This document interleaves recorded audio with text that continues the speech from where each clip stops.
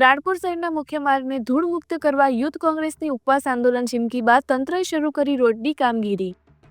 બોટાદ જિલ્લાના રાણપુર શહેરમાં પોલીસ સ્ટેશનથી તાલુકા પંચાયત સુધી રોડ ઉપર અંદાજે 2 મહિના પહેલા તંત્ર દ્વારા જે દબાણ કરવામાં આવ્યું તે બાદ ધૂળની ડમરી ઉડવાથી વેપારી લોકોને તથા અન્ય લોકોને ખૂબ સમસ્યા સર્જાતી હતી।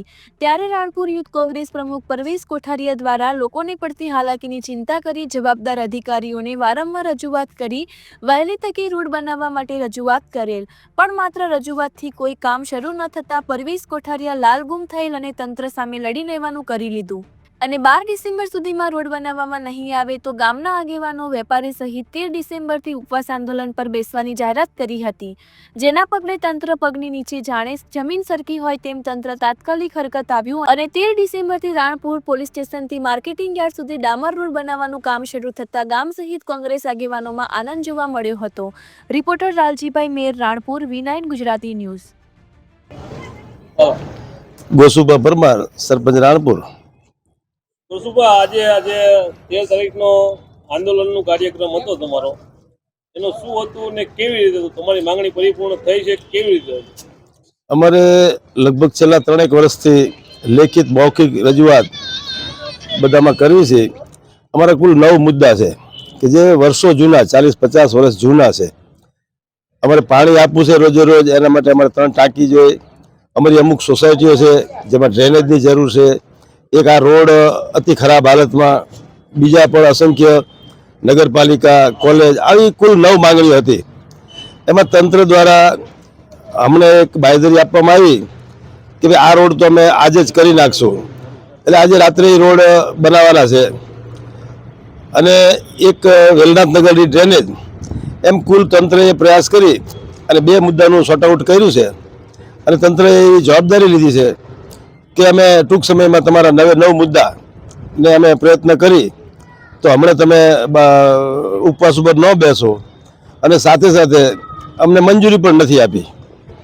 આગામી સમયમાં આ મુદ્દાઓ પરિપૂર્ણ નહીં કરવામાં આવે તો આના માટે તમારે આગળ કઈ કાર્યવાહી છે? અમે જોઈ લઈ, 5-15 દી, મહિનો જોઈ લઈ, તંત્ર પ્રયત્ન કરે છે, નહીંતર ઉગ્ર આંદોલન તો કરવું જ પડશે। અને આજે રાત્રે આ રોડ બનાવવાના છે, જોઈએ એમાં કેવું ઇમ્પ્લિમેન્ટ છે, નહીતર અમારે ગાંધીજી માર્ગે જવું જ પડશે।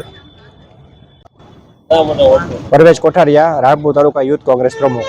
પરવેશભાઈ, આજે અમારા ધૂળની ડમરીના બીબ રોડ ઉપર પ્રશ્ન હતો, એને લઈને આપણે આંદોલન 13 તારીખની તારીખનું બધું આપ્યું હતું, તો એના માટે શું કહેવું છે અને આગળ કેવી કાર્યવાહી? આજથી આશરે 2 મહિના પહેલા તમે જોઈ શકો છો કે આ રોડ ઉપર જેટલા દબાણો હતા એ સરકારી અધિકારી દ્વારા દબાણો દૂર કરવામાં આવ્યા, અને ત્યારે R&B ડિપાર્ટમેન્ટના અધિકારી આપણને ખાતરી આપી હતી કે ભાઈ જ્યાં સુધી રોડ મંજૂર નહીં થાય ત્યાં સુધીમાં હું તમને ધનતેરસ કે દિવાળી આસપાસમાં હું તમને વૈકલ્પિક રસ્તા તરીકે ડામરનો એક લેયર તમને પાથરી દઈશ।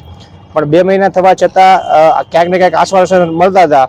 26 તારીખે અમે ભાઈ R&B ડિપાર્ટમેન્ટને એક આવેદનપત્ર આપ્યું કે સાહેબ 10 દિવસની અંદર જો અમારો આ રોડ કામ શરૂ નહીં થાય તો અમે અનશન ઉપર ઉતરશું। ત્યારબાદ અમે DDO સાહેબને, પ્રાંત સાહેબને પણ ભાઈ લેખિતમાં આવેદનપત્ર આપ્યું કે સાહેબ અમારી માંગણી તમે જલ્દીથી જલ્દી તમે પૂરી કરો, અને અમે 13 તારીખનું અલ્ટિમેટમ આપ્યું હતું કે 13 તારીખ સુધીમાં જો કામ શરૂ નહીં થાય તો રાણપુર તાલુકા યુથ કોંગ્રેસ, સમગ્ર કોંગ્રેસ પરિવાર અને તમામ ગામના લોકો 13 તારીખથી અનશન શરૂ કરશે। તંત્ર દ્વારા તમારી માંગણીને સ્વીકારવામાં આવી છે, એને લઈને તમારો કેવો અભિપ્રાય છે? તંત્ર દ્વારા માંગણી સ્વીકારવામાં તો આવી છે। કાલથી રોડનું લેવલનું કામ શરૂ થઈ ગયું છે। આજે રાત્રે હજી રોડ બનાવવાના છે। જો રોડ યોગ્ય રીતે હજી પણ બનાવવામાં નહીં આવે, ક્યાંક ને ક્યાંક જો કચાશ રાખવામાં આવશે તો રાણપુર તાલુકા યુથ કોંગ્રેસ આને સાખી નહીં લે, અને આ જો યોગ્ય રીતે નહીં